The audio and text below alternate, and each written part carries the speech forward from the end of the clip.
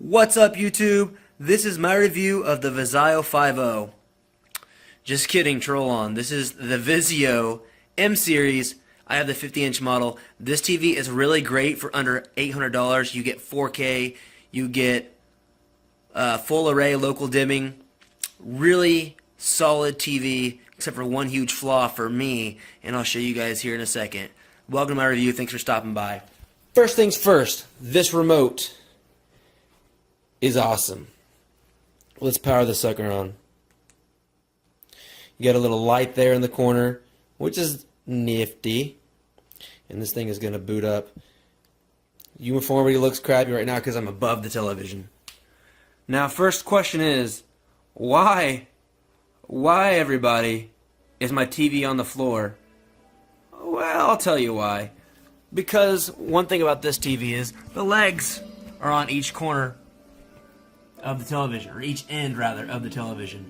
So a lot of TVs don't do this. This means it does not fit on my stand. I'm probably gonna get a new stand anyways pretty soon, but most of the brands fit on my stand.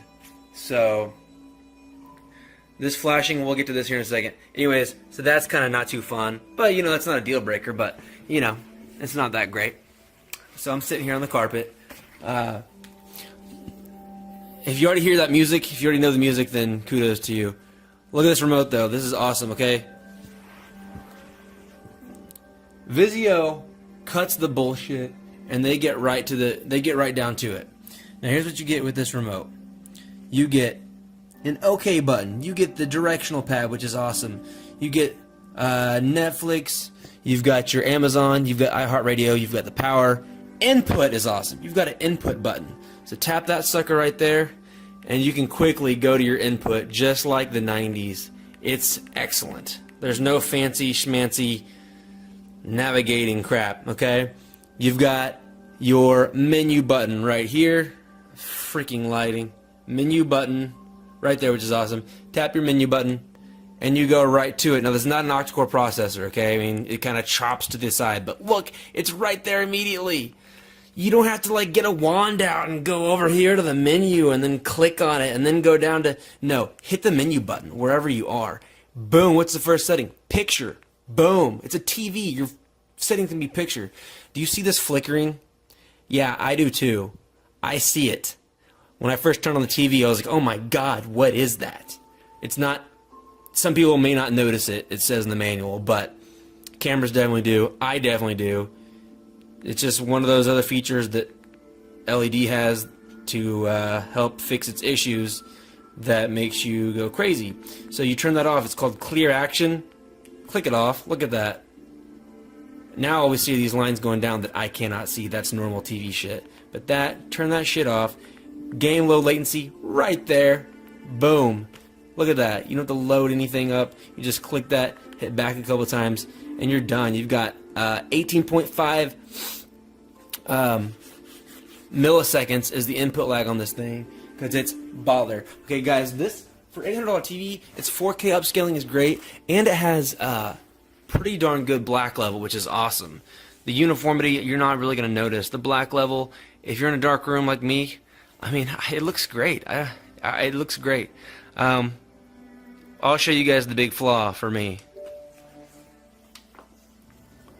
Which you get this with LED, I mean with LCD.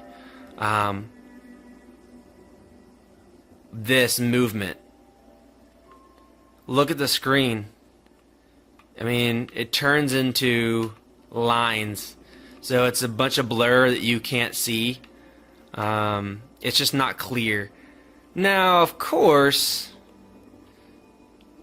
if you move slowly and you turn off the game low latency, it somewhat looks pretty. So if you go back to picture and more picture and game low latency off, when you move that sucker around, it looks a little bit smoother. As long as you're going slowly. Right? Your eye can see everything, right? That's how it should normally look. Of course, if you go fast, then it turns into crap again. But anyways, so yeah, this is not going to be great for gaming, guys. It's got great input lag, but if you're the kind of person that's going to see that kind of thing, you might want to steer clear. I'm going to opt for the Samsung. You can get a Samsung. There's a couple Samsung TVs in this price range that's going to have a lot better motion blur. And you can actually see the screen on this TV. It's screen tearing. So it actually turns into vertical lines whenever you're moving. Maybe some people it doesn't bug them. Do you see that? Do you see that? It turns into lines. So whatever you're seeing, there's lines of it. Look closely. Yeah, it turns into vertical lines, what you're looking at. And it drives you crazy if it's a game like this where there's a lot of movement. Now, I did play Tomb Raider, and it looks fine on Tomb Raider, and I think it's because you're not moving the screen. You're not seeing a whole bunch of stuff moving all the time. So, yeah, so that's a problem for gamers, definitely. Now, for movies, there's going to be blur as well, but for movies, you're going to have the cinema mode on there. You're not going to have the low latency on there, and so you're going to get a lot more of the processing that the TV does. I feel like this TV is a little bit more bare bones, and so it gets a little bit lower input lag. But this remote's awesome, okay? I showed you the features that it has. It's also got your volume up and down. You get your channel up and down. And guys, I'm sorry that the lighting is not that great on it. Channel up and down. You get your volume up and down. But the coolest thing, whoosh, QWERTY keyboard, and it lights up. The keyboard lights up. Now I've got an Xbox One, so actually I don't even really need this. And I did try typing on it, and it's not the greatest.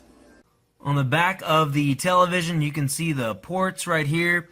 You've got 4 HDMI ports, and it really helps you out. It tells you best right there. That one just says 4K at 30 hertz, and then right there it's got 4K at 60 hertz and 1080p and higher. And then it's got that one highlighted, and it says that these are the best ports right here. You get your USB, and then you also have the component which says better, and then you've got your audio out, and of course your Ethernet, and your regular cable and antenna. Over there you've got the power. And the viewing angles, at least on the 50-inch model, despite what some of the reviews have said, have been pretty good to me compared to the Sony and the Samsung that I have also tested. But yeah, guys, like I said, this TV, it's not going to be the best for gaming. For movies, it'll be pretty cool. For $800, it's a pretty good package. It's got 32 different actual zones with full array local dimming. So that's pretty unheard of for that price range. So if that's your kind of thing, go ahead, go for it. The bezels look pretty cool. Some people might think it's kind of a thick TV, but who gives a shit? Anyway, guys, thanks for watching my review. Let me know if you have this TV. Let me know what you think, or if you're trying to buy a TV right now, let me know what you're thinking or what you actually went with. Because I know there's a lot of people out there looking for a good TV for their needs. My needs is more gaming, so my reviews kind of focus more on the gaming side of it. So, but yeah, guys, thanks for watching, and hope to talk to you soon.